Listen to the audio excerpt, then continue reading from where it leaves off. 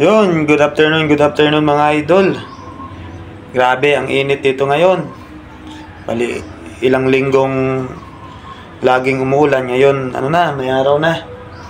So, video for today mga idol Gumagawa tayo ng kitang ditangsi. Bari, mga will tayo mga idol. Mga will tayo ng isda. Yan, ito. Kasi bukas hanggang linggo may duty ako sa Ibahay Ati-Atihan bilang kabalikat si Bicom. So ngayon free time tayo, day off. Gagawa muna tayo ng kawil. Yan, bali yung gamit yung kawil mga idol, maliit lang pang pang tilapia o pang ilog lang ba. Pero pag magkamali yung mga malalaking isda nito, kuha din siyempre. Pang bagtis lang ba? Hindi ko alam kung ano tawag sa inyong bagtis. Yan. So, gamit ko to. Yan, may mga tangsi tayo. Bali marami na rin akong nagawa. So, may nasa 50 ka kawil na yung nalagyan ko ng tali. Yan. Yan, ganyan ang diskarte mga idol. Bali, itatali ko lang to. Kasi yung isda ngayon, napakamahal. Hindi bumababa sa 200 kahit aloy na yan yung pinakamura dati. Nasa 260 na yung kilo. Doon ako sa palengke ng isang araw. 260 ang isang kilo na aloy. Parang hindi pa nga ako nakakain ng aloy, parang nahihilo na ako ng aloy.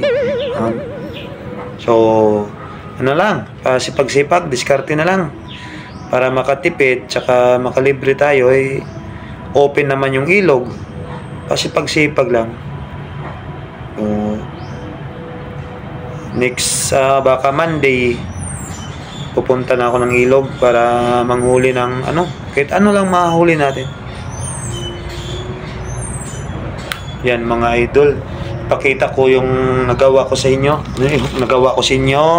Papakita ko yung mga nagawa ko na, yung mga nalagyan ko ng tali ng mga kawil. So yun mga idol, ito na yung nagawa natin. Yan, yun, dami na yan. Nasa 50 piraso na siguro yung nalagyan ko ng ng tali. Yan, marami na yan. Yun. Yan, halos isang araw kong ginawa yan kasi maano din sa mata. Tsaka maliit kasi yung mga tangsi niya tsaka kawil. Yan. Yung gawin nating pamain dito, yan? Pasayan o hipon, yan yung mas magandang pamain. Ayan, yung kawil natin. May natira tayo dito, dalawa na lang Ayan, pero sakto lang. Ayan. Bali yung paggamit nito, yung sobra na tali, itatali lang ito sa gamot o kahoy. Tapos lang yan, yung linya. Yan yung kabila namang tali dun sa dulo, itatali dun sa kabila.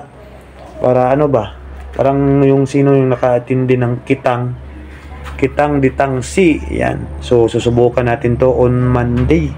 So, kita-kits tayo sa Monday kung ano yung mahuli natin, mga idol. Yan.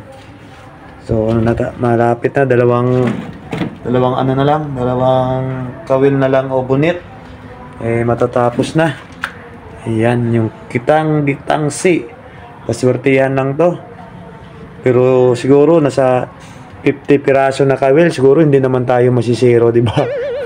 Mahirap lang yan. Sa daming kawil na ginawa natin, isang linya lang yan, masisiro pa tayo. Napakamalas. So, kita-kits na lang tayo sa Monday mga idol kung ano yung muhuli natin. Mang trip tayo dun sa ilog. Yun.